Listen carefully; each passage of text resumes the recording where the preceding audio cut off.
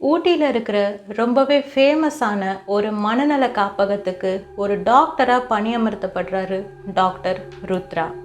அன்னைக்கு அந்த ஹாஸ்பிட்டலில் ருத்ராவுடைய முதல் நாள். அந்த முதல் நாளில் ருத்ரா அந்த ஹாஸ்பிட்டலுக்கு வரும்பொழுது ஏற்கனவே அந்த ஹாஸ்பிட்டலில் ரொம்ப வருஷமாக வேலை செஞ்சுட்டு இருந்த ஒரு 50 வயசு மதிக்கத்தக்க டாக்டரான மகேஷ் ருத்ராவை வரவேற்கிறாரு. இருந்தாலும் மகேஷோடைய முக பாவனைகள் எல்லாம் பார்க்கும்போது ருத்ரா அங்கே புதுசாக வந்தது அவருக்கு கொஞ்சம் கூட பிடிக்கலன்னு சொல்லிட்டு நல்லாவே தெரியுது. அது மட்டும் இல்லாமல் ஏதோ ஒரு காரணத்தினால ருத்ராவுடைய முக பாவனையும் மகேஷை கொஞ்சம் கூட பிடிக்காத மாதிரி தான் வெளிவருது. இருந்தாலும் தங்களுடைய வேலைகளுடைய அடிப்படையில் அவங்க 2 பேரும் ஒருத்தரை மாறி மாறி அறிமுகம் படுத்திக்கிறாங்க. அப்போது அந்த இடத்துக்கு மைதிலி அப்படின்ற இன்னொரு டாக்டரும் வராங்க. மைதிலிக்கு டாக்டர் ருத்ராவை பார்த்த உடனே ரொம்ப சந்தோஷம். கொஞ்சம் கூட தாமதிக்காமல் அந்த ஹாஸ்பிட்டலில் இருக்கிற எல்லா பேஷண்ட்ஸையும் நான் அறிமுகப்படுத்துகிறேன்னு சொல்லிட்டு ருத்ராவை மைதிலி கூட்டிகிட்டு போகிறாங்க. இந்த விஷயமும் டாக்டர் மகேஷ்க்கு கொஞ்சம் கூட பிடிக்கலை.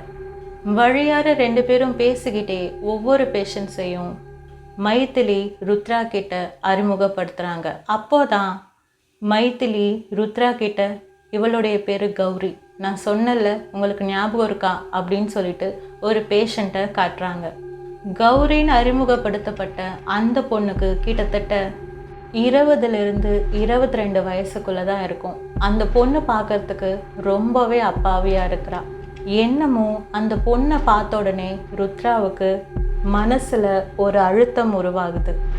ஆனால் ருத்ராவை பார்த்தா அந்த பொண்ணு இவங்க தான் நீங்கள் சொன்ன புது டாக்டரா அப்படின்னு சொல்லிட்டு ரொம்ப அப்பாவியாக கேட்குறா. அதுக்கு மைதிலியும் ஆமாம் இவர் தான் நான் சொன்ன டாக்டர், இனிமேட்டு மகேஷ் சார் இல்லை இவர் தான் உன்னை பார்த்துக்க போகிறாருன்னு சொல்லிட்டு சொல்கிறாங்க. அதுக்கு கௌரி எனக்கு எல்லாம் சரிதான், ஆனால் கங்காவுக்கு இவரை பிடிக்குமா அப்படின்னு சொல்லிட்டு கேட்டுட்டு மைதிலி அதுக்கு பதில் சொல்கிறதுக்கு முன்னாடியே அங்கேருந்து ஓடி போயிடுறா. இதை கேட்ட ருத்ரா கங்கா யாரு அப்படின்னு சொல்லிட்டு கேட்குறாரு.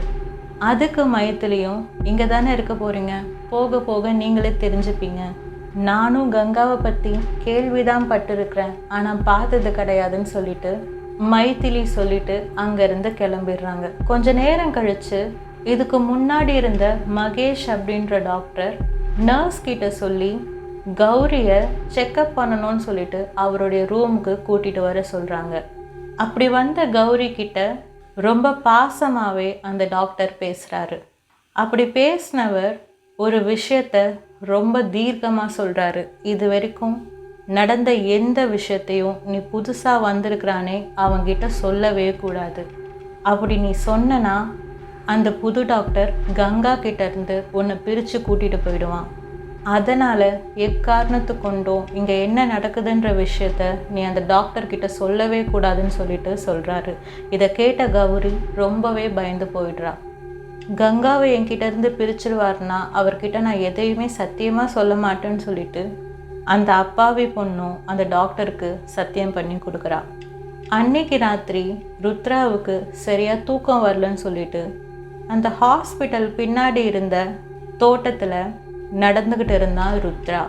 அப்போது அந்த இடத்துல கௌரி தனியாக உட்காந்து அங்கே இருந்த செடிகள் கூட எல்லாம் பேசிக்கிட்டு இருக்கிறத ருத்ரா கவனிக்கிறான்.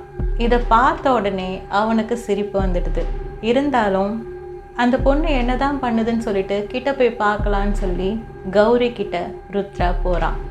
இங்கே என்ன பண்ணிகிட்ருக்க இந்த நேரத்தில், நீ தூங்கலையா அப்படின்னு சொல்லிட்டு கேட்கும்போது ஒரு பயத்தோடவே ருத்ரா கிட்ட கௌரி பேச ஆரம்பிக்கிறா. இந்த செடிகள் எல்லாம் என்னுடைய நண்பர்கள், இவங்க கூட நான் பேசிக்கிட்டு இருக்கிறேன், நீங்களும் பேசுகிறீங்களா? தினமும் ராத்திரி நான் இங்கே வந்து இவங்களுடைய இதய துடிப்பை கேட்பேன் அப்படின்னு சொல்லிட்டு கௌரி ருத்ரா கிட்ட சொல்கிறான். இப்படியே அவங்க பேசிகிட்டு இருக்கும்போது நான் உங்களுடைய இதய துடிப்பையும் கேட்கவா அப்படின்னு சொல்லி ருத்ரா மேலே சாஞ்சு அவனுடைய இதய துடிப்பையும் கௌரி கேட்கிறா. ஒரு நொடியில் அவள் பண்ண இந்த செயல் ருத்ராக்குள்ள ஏதோ ஒரு தடுமாற்றத்தை உண்டாக்குது. இருந்தாலும் அவள் அதை வெளிக்காட்டலை. வெளிக்காட்டிக்காம சரி, நீ செடிகள் கூடலாம் பேசினது போதும், முதல்ல போய் தூங்குன்னு சொல்லிட்டு கௌரியை அனுப்பிட்டு அமைதியாக அங்கேருந்து கிளம்பிடுறா ருத்ரா. மறுநாள் கௌரிக்கு என்னதான் பிரச்சனை இருக்குதுன்னு சொல்லிட்டு அதுக்கேற்ற கவுன்சிலிங்கை ருத்ரா ஆரம்பிக்கிறான். அப்படி அவன் கவுன்சிலிங் பண்ணிகிட்டே இருக்கும்போது கௌரி கங்கா அப்படின்ற பேரை சொல்கிறா. இந்த பேரை பற்றி அடிக்கடி அவள் பேசுறதுனால யார் இந்த கங்கான்னு சொல்லிட்டு ருத்ரா கௌரி கிட்ட கேட்குறான். கௌரி அவள் இஷ்டத்துக்கு தான் மற்றவங்கள பார்ப்பா, நீங்கள் நினச்ச போதெல்லாம் வந்து பார்த்துட்டு இருக்க மாட்டா. அவளுக்கு என்னை மட்டும்தான் பிடிக்கும், அதனால் என்னை மட்டும்தான் பார்ப்பா, என்கிட்ட மட்டும்தான் பேசுவாள். அடுத்த தடவை நான் அவளை பார்க்கும்போது உங்களை பற்றி நான் சொல்கிறேன் அப்படின்னு சொல்லிட்டு ருத்ரா கிட்ட கௌரி சொல்கிறா. அவனும் அதை மறுத்து எதுவுமே பேசலை. கொஞ்ச நேரம் கழித்து அவனுடைய ஸ்டெத்தஸ்கோப்பை எடுத்து கௌரி கிட்ட கொடுத்தவன், அடுத்த முறை நீ யாருடைய இதய துடிப்பையாவது கேட்கணும்னு ஆசைப்பட்டா இதை வச்சு கேளுன்னு சொல்லிட்டு அவகிட்ட அதை கொடுத்து அனுப்புகிறான். கௌரிக்கு ரொம்பவே சந்தோஷம். அந்த ஸ்டெத்தஸ்கோப்பை எடுத்துக்கிட்டு தன்னுடைய ரூம்குள்ளே போனவன் அங்கே இருந்த ஒரு கண்ணாடியை பார்த்து ரொம்ப சந்தோஷமாக அந்த ஸ்டெத்தஸ்கோப் தனக்கு எப்படி கிடைச்சதுன்னு சொல்லிட்டு இருந்தா. இதை எல்லாத்தையும் ருத்ராவும் வெளியில இருந்து கவனிச்சுக்கிட்டு இருந்தான். ஆனால் அப்போதான் அவன் ஒரு விஷயத்த கவனிச்சான். அவளே கேள்வி கேட்டு அதுக்கு பதிலும் அவளே சொல்லிக்கிறா அப்படின்ற விஷயத்த. இதை அவன் பார்த்துக்கிட்டே இருக்கும்போது ஒரு நர்ஸ் அங்கே வந்து, டாக்டர் மகேஷ் உங்களை பார்க்கணுன்னு சொல்கிறாரு அப்படின்னு சொல்லிட்டு கூப்பிட்றாங்க. ருத்ராவும் இந்த நேரத்துக்காக தான் காத்துக்கிட்டு இருந்த மாதிரி டாக்டர் மகேஷை போய் சந்திக்க போகிறான். இந்த முறை ருத்ரா கிட்ட டாக்டர் மகேஷ் கொஞ்சம் கோபமாகவே நடந்துக்கிறாரு. நீ இந்த ஹாஸ்பிட்டலுக்கு வந்தது எனக்கு கொஞ்சம் கூட பிடிக்கல. அதுவும் இத்தனை வருஷமாக, கிட்டத்தட்ட 15 வருஷமாக கௌரின்ற அந்த பொண்ணை நான் தான் ட்ரீட் பண்ணிட்டு வந்தேன். அந்த பொண்ணை, என்னுடைய பேஷண்ட்டை உனக்கு அவங்க மாற்றி விட்டது எனக்கு கொஞ்சம் கூட பிடிக்கல. அதனால் நான் உன் மேலே கம்ப்ளைண்ட் ரைஸ் பண்ணலான்னு சொல்லிட்டு இருக்குன்னு சொல்லும்போது ருத்ரா அதுக்கு, எதுக்காக அந்த பொண்ணை நான் ட்ரீட் பண்ணுறது உங்களுக்கு பிடிக்கல? இத்தனை வருஷமாக நீங்கள் அந்த பொண்ணுக்கு செஞ்ச கொடுமை எல்லாத்தையும் நான் வெளியில் கொண்டு வந்துடுவேன் பயந்து போயிட்டீங்களா அப்படின்னு சொல்லிட்டு கேட்குறான். இந்த விஷயத்த டாக்டர் மகேஷ் கொஞ்சம் கூட எதிர்பார்க்கல. எனக்கு எல்லா உண்மைகளும் தெரியும். கிட்டத்தட்ட 6 வயசுலேருந்து அந்த பொண்ணுக்கு நீங்கள் என்னென்னலாம் கொடுமைப்படுத்திருக்கீங்க அப்படின்னு சொல்லிட்டு எல்லா உண்மைகளும் இந்த ஹாஸ்பிட்டலோடைய மேனேஜ்மெண்ட்டுக்கு தெரிய வந்ததுனால தான் அவங்க என்ன அனுப்பியிருக்காங்க. நீங்கள் யார்கிட்ட போய் கம்ப்ளைண்ட் பண்ணணுமோ தாராளமாக பண்ணிக்கோங்க, ஆனால் அந்த பொண்ணுடைய வாழ்க்கை இதுக்கு மேலே சீரழியறதுக்கு நான் அனுமதிக்க மாட்டேன் அப்படின்னு சொல்லிட்டு கொஞ்சம் ஆக்ரோஷமாகவே ருத்ரா டாக்டர் மகேஷ் கிட்ட பேசுகிறான். அதுக்கு மகேஷ், நீ கௌரியை தான் பார்த்துருக்குற, கங்காவை நீ இது வரைக்கும் பார்த்ததில்லை. அவளை இந்த ஹாஸ்பிட்டலில் பார்த்தவன் நான் ஒருத்த மட்டும்தான். ஒருவேளை நீ அவளை பார்த்தனா நீயே தப்பிச்சோம் பொழைச்சோன்னு சொல்லிட்டு இந்த ஹாஸ்பிட்டலை விட்டு ஓடி போவ. அந்த நாள் ரொம்ப தூரம் கிடையாதுன்னு சொல்லிட்டு அவனை மிரட்டி விடுறாரு. ஆனால் ருத்ரா இதுக்கெல்லாம் பயப்படுற மாதிரி கிடையாது. நேராக டாக்டர் மைத்திலியை பார்க்க போன ருத்ரா அவங்க கிட்ட, நான் கௌரிக்கு மெமரி ரீடென்ஷன் தெரப்பி பண்ண போகிறேன் அப்படின்னு சொல்லிட்டு சொல்கிறாரு. அதுக்கு என்ன அவசியம் வந்திருக்குன்னு சொல்லிட்டு மைத்திலி கேட்கும்போது, கௌரி சொல்கிற கங்கா அப்படின்ற பொண்ணு வேற யாரும் கிடையாது, கௌரியே தான். அவளுக்கு நான் கொடுத்த ட்ரீட்மெண்ட்லேயும் தெரப்பிலையும் நான் அந்த விஷயத்தை தெரிஞ்சுக்கிட்டேன். கங்காவுக்கு கௌரியை பாதுகாக்கிறது தான் ஒரே நோக்கம். அதுக்காக தான் கங்கா உருவாக்கப்பட்டிருக்கா. கௌரி தன்னுடைய சின்ன வயசில் தனக்கு ஏற்பட்ட அநீதிகளுக்காகவும் அநியாயங்களுக்காகவும் தன்னைத்தானே பாதுகாக்க உருவாக்கப்பட்டவ தான் இந்த கங்கா. அந்த கங்காவை நான் பார்த்தாகணும், அவகிட்ட நான் பேசியாகணும். அதனால் நாளைக்கு இந்த தெரப்பியை நம்ம நிச்சயமாக பண்ணி தான் போகிறோம் அப்படின்னு சொல்லி ருத்ரா ரொம்ப தீர்க்கமாக சொல்கிறான். மறுநாள் அவன் சொன்ன மாதிரியே அந்த தெரப்பியவும் அவன் ஸ்டார்ட் பண்ணுறான். ஆழ்ந்த மயக்க நிலைமையில் கௌரி இருக்கும்போது அவளுக்கு சின்ன வயசுலேருந்து நடந்த ஒவ்வொரு விஷயங்களையும் ஞாபகப்படுத்தி விடுறான் ருத்ரா. தன்னுடைய வாழ்க்கையில் தன்னுடைய அப்பா அம்மா மரணத்தை தன்னுடைய கண் எதிரில் வெறும் 5 வயசில் பார்த்த பொண்ணு தான் கௌரி.